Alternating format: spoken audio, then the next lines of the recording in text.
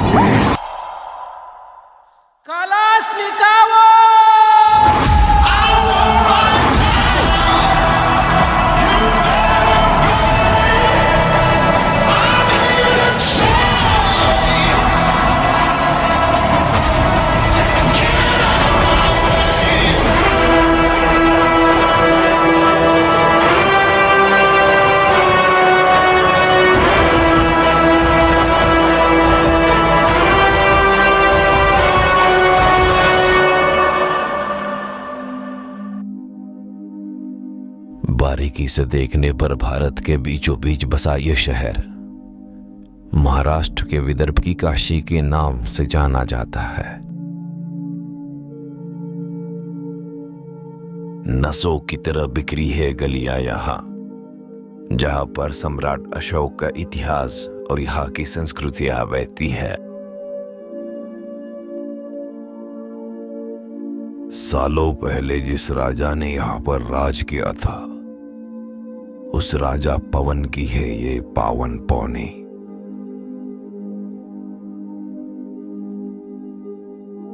सन 1868 में महाराष्ट्र में स्थापन की गई यह पहली नगर परिषद है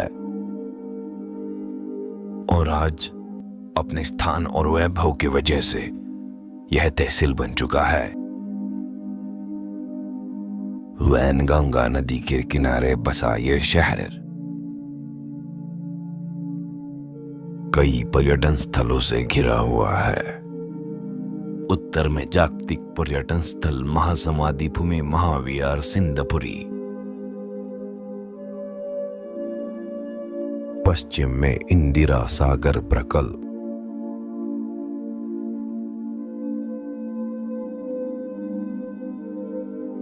पूर्व, दक्षिण और पश्चिम में फैला हुआ यूपी के वाइल्ड लाइफ सेंचुरी और उत्खनन में मिला हुआ भारत का अब तक का सबसे बड़ा सम्राट अशोक का लेन बौद्ध अस्थिकरण स्तूप चाणकापुरी। यह शहर आज भी अपने आसपास के स्थानों में व्यापार का केंद्र बना हुआ है। शहीद मेजर प्रफुल्ल मोहर का स्मारक, यहाँ के मंदिर और यहाँ के किले एक आर्किटेक्चर मार्वल्स माने जाते हैं। सांस्कृतिक वैभव के कारण इस शहर को विदर्भ की काशी कहा जाता है। इस प्लैनेट के बैलेंस को बनाए रखने के लिए वाइल्ड लाइफ सेंचुरीज का होना बहुत जरूरी है। ये वाइल्ड लाइफ सेंचुरीज इंसान के हस्तक्षेप के बिना वाइल्ड लाइफ को निरंतर बढ़ने का क्षेत्र है। ऐसी सेंचुरीज इस प्लैनेट के स्वास्थ्य को ठीक रखने का काम करती है, जो आगे चलकर वाइल्ड लाइफ रिसर्च में भी मदद करती है।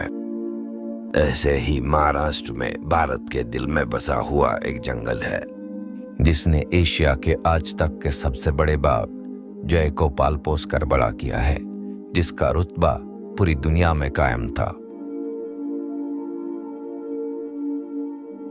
जिस जंगल ने भारत ही नहीं पूरे विश्व से पर्यटकों को अपने पास आकर्षित किया, ऐसा जंगल Umred Paoni Karhandla wild life sanctuary.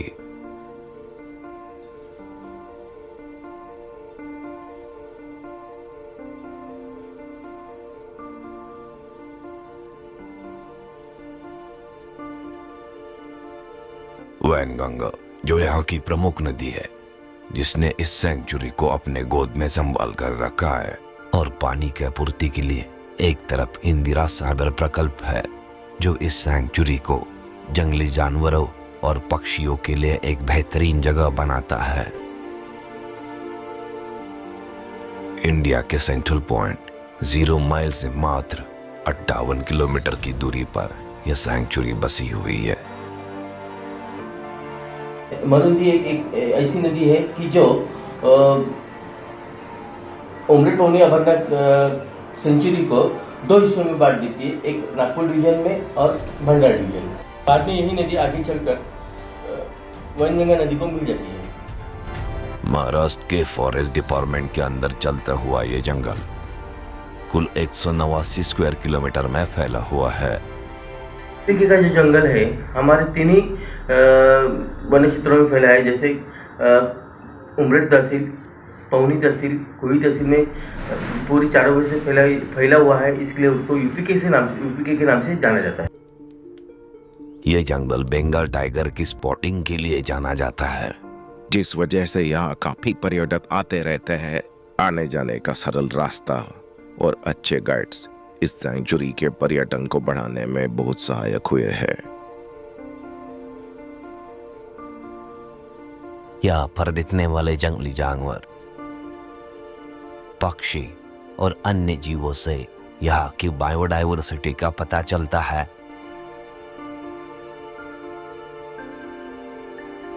जय, जो एशिया का सबसे बड़ा बाघ था, वो इसी जंगल में रहता था, जिसे देखने के लिए बड़े बड़े लोग इस जंगल में आने लगे थे। अमिताभ बच्चन, सचिन तेंदुलकर जैसे लोग यहाँ पर आकर एक हफ्ता रह चुके हैं। 2011 में जब ये सेंचुरी में ही थी, तब यहाँ चांदी नाम की एक बाघिन ने अपने 2 शावकों को जन्म दिया और उन्हीं के साथ रहने लगी। इसके बाद से ही इस जंगल को वाइल्ड लाइफ सेंचुरी का दर्जा मिलने की मांग उठने लगी। बड़े प्रयासों के बाद आगे चलकर 2012 को आखिरकार इसको मान्यता मिल गई और अक्टूबर 2012 से यह जंगल पर्यटकों के लिए खुला कर दिया गया।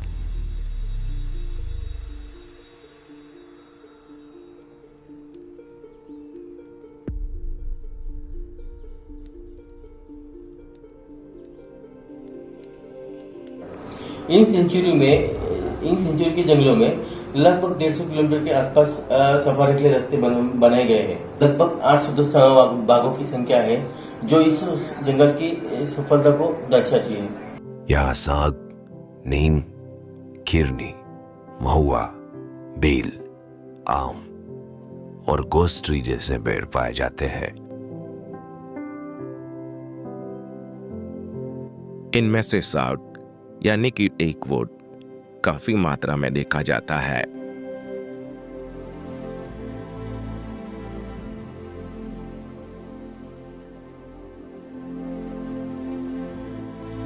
यहाँ की प्राचीन वनस्पतियां और विविधता इस जंगल को अलग दर्जा देती है।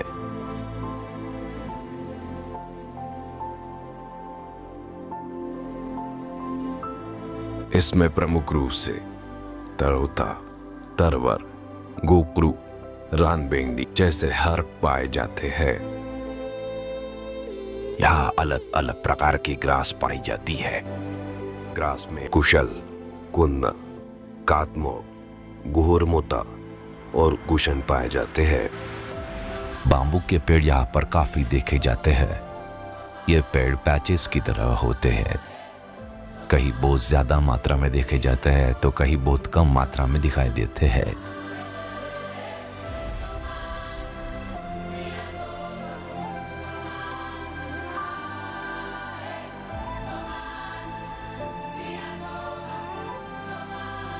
इस जंगल में कुल 250 प्रजातियों से ज्यादा पेड़ों को सुरक्षित करके रखा गया है।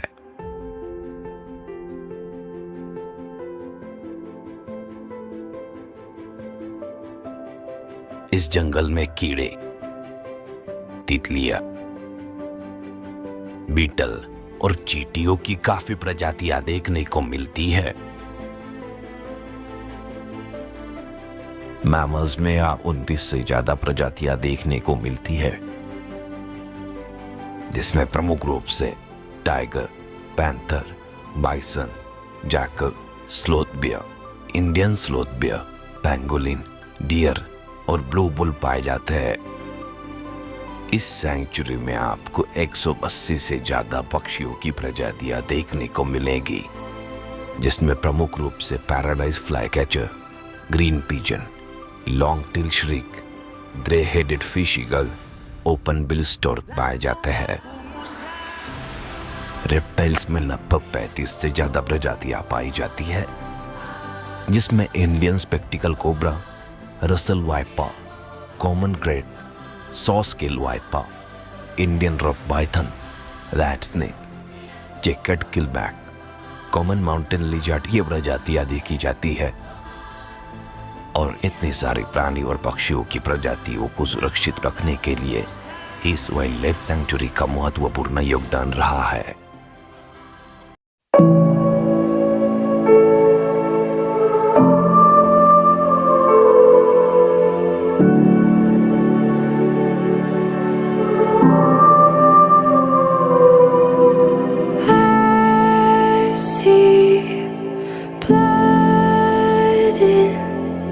The water again.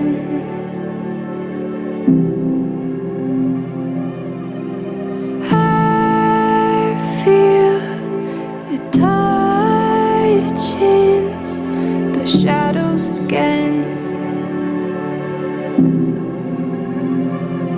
We felt the knife, we kissed desire, run through the night, ready for fire.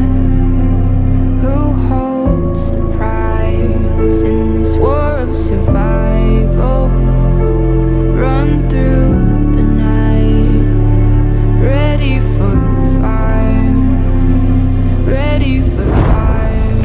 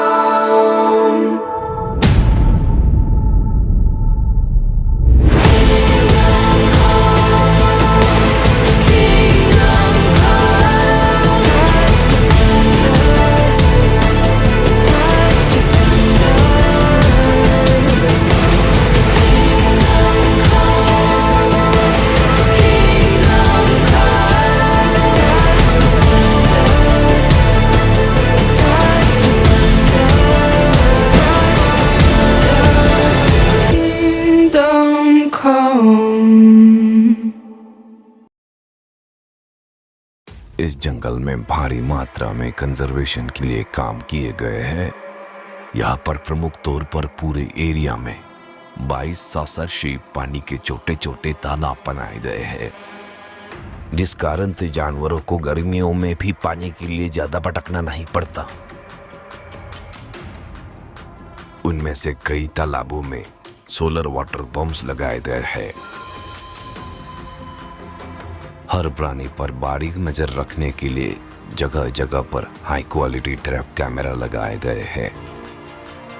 और अगर कोई इंसान अवैध रूप से जंगल में घुसने की कोशिश करे तो वो पकड़ा जाता है। जगह जगह पर 16 सुरक्षा कुपिया बनाई गई है। मी AYM कोल्हे वनरक्षक कोरंबी बीट। आम्ही मालाई कुटी येथे रात्रीला मुक्काम करतो। सकाळी 6 वाजता गस्ती सुरू होते आमची। आणि माझ्या बिटामध्ये 217, 219 आणि 303 RF हे 3 कंपार्टमेंट आहे। माझ्या बिटामध्ये ठाणा तलाव एक प्रसिद्ध तलाव आहे। तिथे भरपूर असे प्राणी पाणी पिण्याकरिता येतात। तिथे म्हणजे चितळ, सांबर, आपला बार्किंग डिअर, वाघ, बिबट आणि रानगवे इत्यादी प्राणी येतात। आणि त्या तलावावर विशेष म्हणजे पक्षी भरपूर येतात। तिथे पक्षीप्रेमींसाठी म्हणजे जे पक्षी आपले निरीक्षक आहेत त्यांच्यासाठी भरपूर असा वाव आहे। तिथे आपण पक्ष्यांची फोटोग्राफी वगैरे करू शकतो। हमारा काम जंगल में गश्ती करना, जानवरों की रक्षा करना और जंगल में आग लगी तो उसको बुझाना है।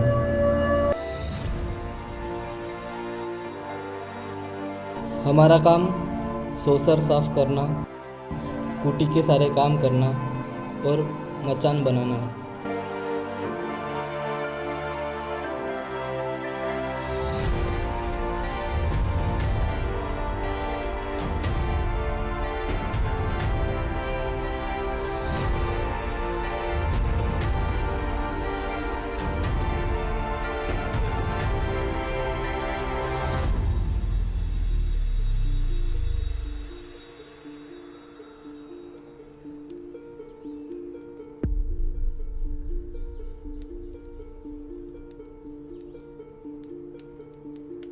ये जो तालाब है यह है भानसारा नंबर 1। यहाँ बहुत सारे जानवर और हॉर्नबिल जैसे पक्षी आते हैं। यहाँ पर विंटर में फ्लेमिंगो भी आते हैं। बर्डिंग के लिए यह अच्छी जगह है। सुबह यहाँ अच्छे बर्ड दिखते हैं। यहाँ देसी और विदेशी पक्षी भी आते हैं।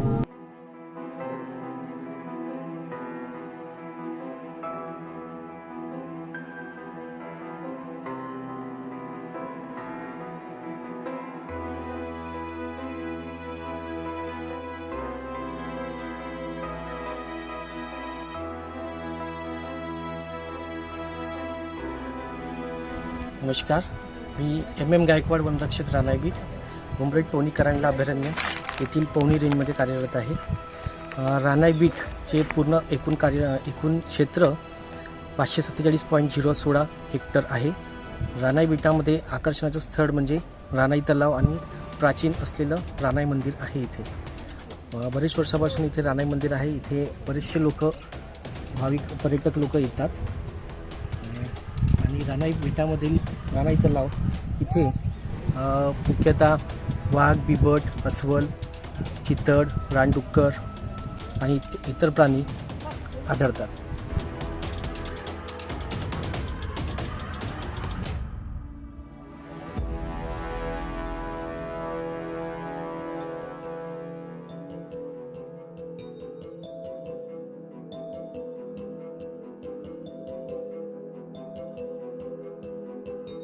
फॉरेस्ट डिपार्टमेंट के लोग दिन और रात में पेट्रोलिंग करते हैं। इतना ही नहीं, फॉरेस्ट डिपार्टमेंट के द्वारा लोगों में अवेयरनेस भी फैलाई जाती है और इसीलिए स्टूडेंट्स के साथ मिलकर यहाँ पर लोगों को अवेयर करने के लिए वाइल्ड लाइफ वीक भी मनाया जाता है। मैत्र नाम की फाउंडेशन के साथ मिलकर बहुत सारे कठिन रेस्क्यू ऑपरेशन किए जाते हैं।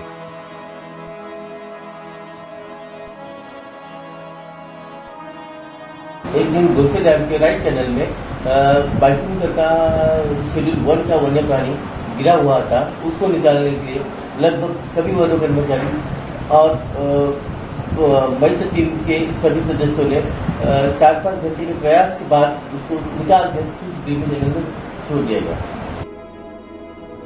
गर्मियों में जब पानी की कमी पड़ जाती है तो छोटे तालाब बनाए गए हैं। इमरजेंसी के समय आग लगी तो उसको तुरंत बुझाया जाता है। इस तरह से यहाँ हर कठिनाइयों का सामना किया जाता है। पर यह जंगल अभी भी खतरों से खाली नहीं है।